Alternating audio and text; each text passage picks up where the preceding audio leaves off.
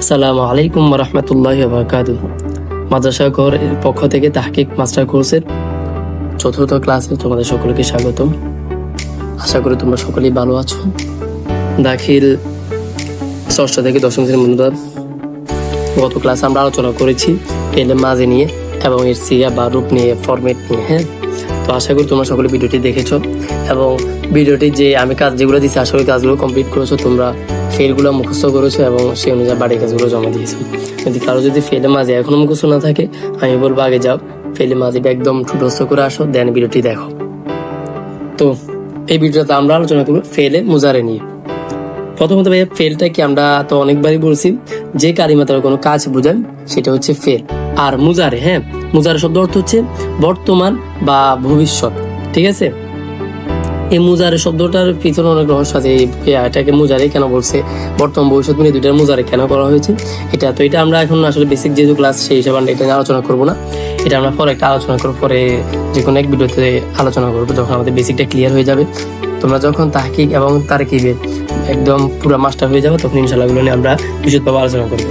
তো এখন এটা জানা যায় মুজারে মানে কি, বর্তমান বা ভবিষ্যৎ। তাহলে ফেলে মুজারে অর্থাৎ কি, বর্তমান বা ভবিষ্যৎকালীন ক্রিয়া। যে ফেল দ্বারা বর্তমান বা ভবিষ্যৎকালে কোনো কাজ বুঝাবে তাকে আমরা কি ফেলে মুজারে বলে। এখন ফেলে মাঝে যেরকম চেহারা ছিল, সিগা ছিল, ফেলে মুজারে সিগা আছে। এটা 14টা, সবগুলোর 14টা সিগা। হ্যাঁ, তো এখন আমরা দেখবো ফেলে মুজারের সিগাগুলা। হ্যাঁ, তো ফেলে মুজার ওই যে ফেলে মাঝে মতো তিনটা ভাগ থাকবে। আর তিনটা ভাগ কেন করছে এটা আমরা ইনশাল্লাহ পরে জানাবো। এই ফেলে আমল নিয়ে শেষ করার পরে আমরা এগুলো সিগাগুলো শিখবো। এই সিগা তিনটা প্রতিটা সিগা একটা নাম আছে। হ্যাঁ, যেমন মনে করো যে আমাদের যেমন বাচ্চাদের মধ্যে, আমাদের মানুষের মধ্যে হয় কি যে ছোট বাচ্চারা আমরা কি ওকে বাচ্চা বলি, একটু বড় যখন থাকি কি কিশোর বলি, আর একটু বড় হলো জোয়ান বলি, আর একটু বয়স হইলাম তখন তাকে কি বলি আমরা, কি বুড়ো বলি। হ্যাঁ, বিভিন্ন মানে বয়স অনুযায়ী নাম আছে। তো এখানে এরকম সিগা অনুযায়ী কি এগুলার কি নাম আছে। হ্যাঁ, তো নামগুলো আমরা ইনশাল্লাহ সিগাগুলা যখন মুখস্থ হয়ে যাবে তখন নামগুলো সব মুখস্থ করবো ইনশাল্লাহ। এখন আমরা এগুলা সবগুলা কিভাবে পড়বো, যে মাঝের মতো নিয়ম। ঠিক আছে, মাঝে যেভাবে পড়ছি মুজারোটা আমরা সেম ভাবে শিখবো। ইয়াফ আলু, ইয়াফ আলানি, ইয়াফ আলুনা। এখানে তো লেখাগুলো এত ভালো করে বোঝা যাচ্ছে না, আমি তোমাদেরকে অবশ্যই সুন্দর করে লেখে একটা এটা ভিডিও ভরে দিয়ে দিবি ইনশাল্লাহ, তোমরা সেখান থেকে লিখে নিবা। তো এখন আমি জাস্ট সিস্টেমটা দেখেছি কিভাবে শিখবা। মাঝের মতো সিস্টেম তিনটা করে শিখবা। ইয়াফ আলু, ইয়াফ আলানি, ইয়াফ আলুনা, তাফ আলু, তাফ আলানি, ইয়াফ আলনা, তাফআলু, তাফআলানি, তাফআলুনা, তাফআলিনা, তাফআলানি, তাফআলনা, আফআল, নাফআল। ঠিক আছে, এটা সবগুলো পড়ে শোনাচ্ছি।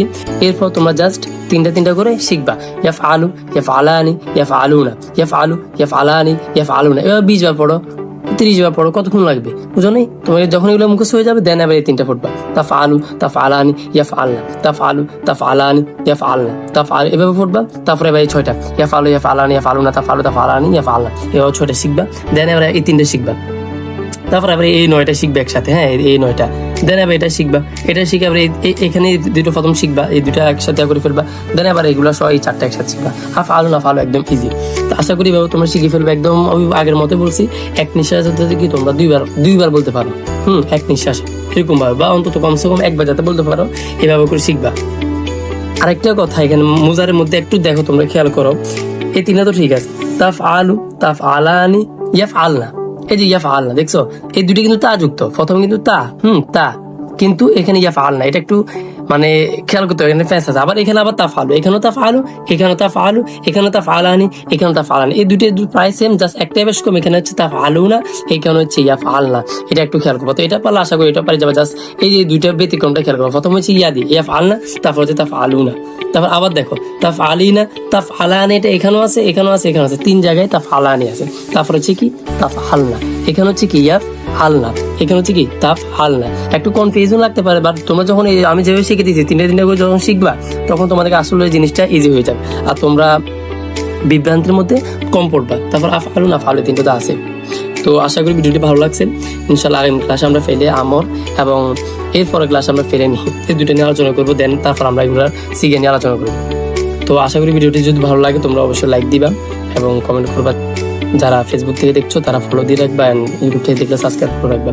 আর যদি কোনো কিছু জানার থাকে অবশ্যই এখানে কমেন্ট করবা। আর তোমাদের বাড়ির কাজটা, হ্যাঁ, হোমওয়ার্ক